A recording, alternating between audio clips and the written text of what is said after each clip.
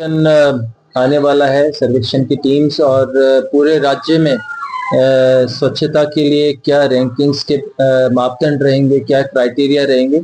इसकी जानकारी देने के लिए मैं स्वयं और डीएलपी की पूरी टीम प्रत्येक संभाग का दौरा कर रही है और उस संभाग के हेडक्वार्टर पर सभी यूएलबीस को संभाग की बुलाकर उनको जानकारी दी जा रही है कि क्या स्वच्छता सर्वेक्षण के लिए जो टीम आएगी वो किन किन एस्पेक्ट्स को देखेगी, किन बिंदुओं पर रैंकिंग, कितनी रैंकिंग देगी, कितने मार्क्स देगी। उसके बाद में हम उनसे फॉलोअप भी करेंगे कि उन्होंने अब तक क्या सुधार कर लिया, पहले कितने कचरे के पॉइंट्स थे, कितने कम कर लिए, पहले सफाई की क्या स्थिति थी, डोर टू डोर क्या व्यवस्थाएं थी, कितना सुधार हुआ है उसके अंदर, जो नालियां हैं, नाले हैं, उनकी सफाई है, सॉलिड वेस्ट मैनेजमेंट है, डंपिंग यार्ड पर क्या व्यवस्थाएं हैं, वहां पर कितना कंपोस्ट बन रहा है,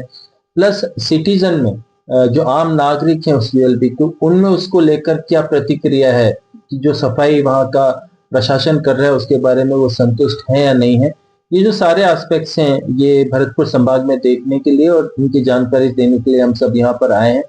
मुझे प्रसन्नता है कि सभी लोग यहाँ पर आज प्रेजेंट हैं, सारी यूएलबीस के लोग यहाँ पर प्रेजेंट हैं और कुछ क्वेरीज भी कर रहे हैं, कुछ प्रश्न भी पूछ रहे हैं। तो हमने उनको काफी जानकारी जो दी है, इसके आधार पर मैं आपको ये विश्वास से कह सकता हूँ कि भरतपुर संभाग का जो प्रदर्शन है इस बार की स्वच्छता रैंकिंग में पिछली स्वच्छता रैंकिंग के मुकाबले मुझे उम्मीद है काफी बेहतर रहेगा। सर कुछ और नया कुल कई सारी ऐसी चीजें हैं जिसमें कि जो स्थानीय प्रशासन है, जो कि जिला कलेक्टर महोदय के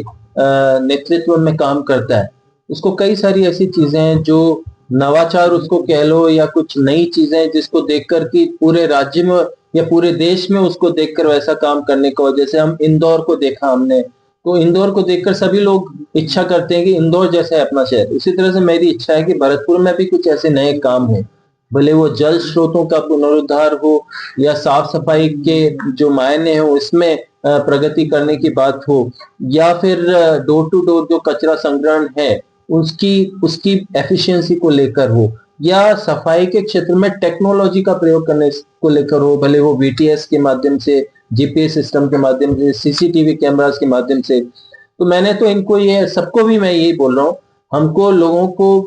प्यार से भी समझाना है और जहां पर जरूरत पड़े सख्ती भी करनी है अगर लोग नहीं माने तो, क्योंकि सफाई सर्वोपरि है। हम किसी को भी ये अलाउ नहीं कर सकते कि वो अपनी दुकान के बाहर या अपने घर के बाहर कचरा खुले में फेंक रहा है। तो चालान भी होंगे लोगों के ऊपर और लोगों को प्यार से भी समझाया जाएगा, उनकी आईसी भी की जाएगी, सभी चीजें की जाएगी। और आपके माध्यम से भी, क्योंकि मीडिया का बहुत बड़ा रोल है, आपके माध्यम से भी मैं ये सबको रिक्वेस्ट करूंगा, मैं सबको आग्रह करूंगा कि अपना शहर ये भावना हमारे दिल में आनी चाहिए। हमारा घर नहीं, हमारा ये शहर है, हमारा ये मोहल्ला है, ये भावना अगर आपके मन में आ गई तो आप अपने शहर को या अपने मोहल्ले को कभी एक गंदगीपूर्ण स्थान नहीं देखना पसंद करोगे। मैं पुनः आपके माध्यम से सबको यही अपील करता हूं कि स्वच्छता रैंकिंग में पूरे अपने शहर को, अपने संभाग को और अपने राज्य को देश भर में एक बहुत ही गर्वपूर्ण स्थान दिलाना है। Thank you. भरतपुर की कौन सी करीब 1000 शहरों की सूची में पिछली बार वो 285 रैंक पे था, लेकिन उसके बाद पिछली बार 141 रैंक पर आ गए, करीब 150 रैंक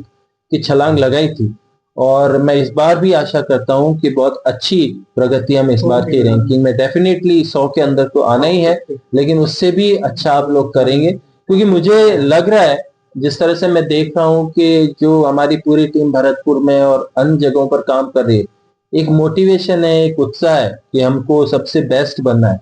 और इसी मोटिवेशन को अगर हम, इसी मोमेंटम को हम बनाए रखेंगे स्वच्छता सर्वेक्षण के आने तक और वर्ष भर, तो डेफिनेटली अच्छी रैंकिंग होगी। Thank you so much.